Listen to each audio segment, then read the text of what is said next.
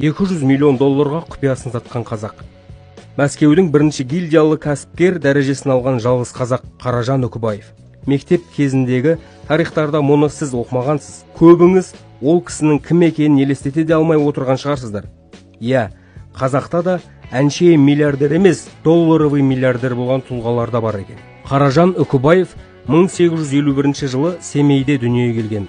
Тері және ет өнеркәсіптерінің негізін қалаған, халқына пайдасы еселеп деген қазақтың баласы. Енді барлығын рет-ретімен айтып берейін. Қаражан Үкібаев өте бай кісі. Ол бізді кеңес үкіметінің бұрмаланған тарихтарындағыдай қарны шығып кеткен шық бермес шығайбай байлардың қатарынан емес. Қаражан Үкібаев Алаштың бай кәсіпкері болған. Алаш деп отырғаным, Алаш ордашылардың тікелей қолдаушысы, ұлт зиялыларының спонсоры болған. Кезінде Алаш ордашыларға көмек көрсеткен қазақ байларының саны аз емес. Сонымен Қаражан Үкібаев қалаға оқуға келген қазақтың балаларын өз үйінде тұрғызып көмек көрсетіп отырған. Кейіннен Алаш қозғалысына өз үйінің бөлмелерін кеңсеге деп берген. Бертін келе ол кеңселер жетімдер үйіне берілді. Жоғарыда айтып өткендей, Қаражан Үкібаев потенциалды жоғары кәсіпкерлердің қатарында болған. Ол қоянды жәрмеңкесінде ет сатумен айналысып жүреді. Сол кезде Қаражан Үкібаевқа Ресейдің кәсіпкері Ботов келіп бірге жұмыс істеулерін өтінеді. Ботов та Ресейдің кәсіпкерлерінің арасындағы бір төбе. Оның Александр Невский деп аталатын адам тасымалдайтын пароходы да болған.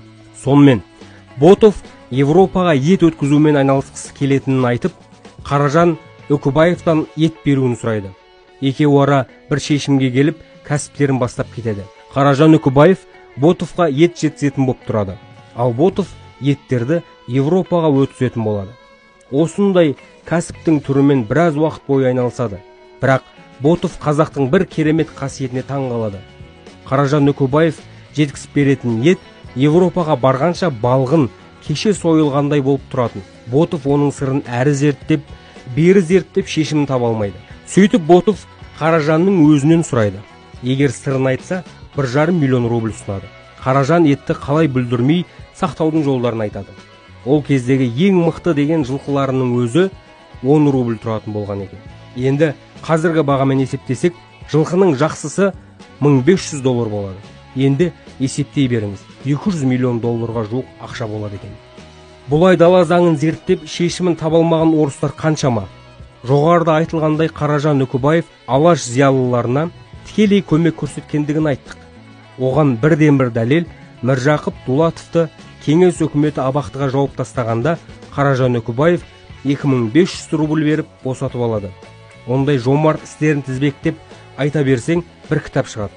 Және Қаражан Үкібаевтың 20 ғасырдың басында ашқан тағы бір жаңалығы бар. Елдің қамы деп 600 шақырым жерге телефон сымын тартып беремін деп уәде береді. Сол уәдесіне кірісіп, қомақты қаражат бөліп, Семейден 4 бригада жинайды. Олар 300 шақырымдай телефон бағаналарын 2 жылда әзірлеп, арнайы маманды Варшавадан алдыртады. Варшавадан келген маман өзінің көмекшісі етіп, Петербургтен құрылыс инженерін алдыртады. Мұндай үлкен жобаны аяқтап, іске қосу үшін 7 жылдай уақыт керек болатын.